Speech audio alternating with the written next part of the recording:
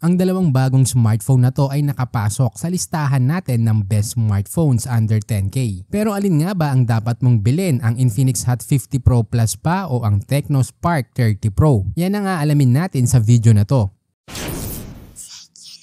Unahin natin ang Infinix Hot 50 Pro Plus. May 6.78-inch Full HD Plus AMOLED 393 ppi 120Hz refresh rate, Gorilla Glass 1300 nits at IP54 rating. Naka G100 chipset, 8GB RAM, 256GB storage at expandable hanggang 1TB. May 50MP main camera, 2K video recording at 8MP front camera. May under-display fingerprint scanner, 5000mAh battery, 33W charger at bypass charging. May SRP na 8,629 pesos. Ang susunod naman ay ang Tecno Spark 30 Pro. May 6.78-inch Full HD Plus AMOLED 393 ppi 120Hz refresh rate, scratch resistant, 1700 nits at IP54 rating. Ka G100 chipset, 8GB RAM, 256GB storage at expandable hanggang 1TB. Pagdating naman sa camera, naka 108MP main, 2K video recording at 13MP front camera. Meron din under display fingerprint scanner, 5000mAh battery, 33W charger at bypass charging. May SRP na 7,999 pesos. Ngayon mapunta naman tayo sa technical analysis. Pagdating sa display, may kanya-kanya silang highlight. Ang Tecno Spark 30 Pro ay mas mataas ang nit brightness na aabot ng 1700. Ibig sabihin mas maganda tong gamitin pagdating sa outdoor. Pero mas matibay naman ang screen protector ng Hot 50 Pro Plus dahil sa Gorilla Glass 5. Pagdating naman sa processor, pareho lang gumagamit ng G100. Kaya expected na similar din ang performance. Sa RAM at storage, pareho din na naka 8GB RAM,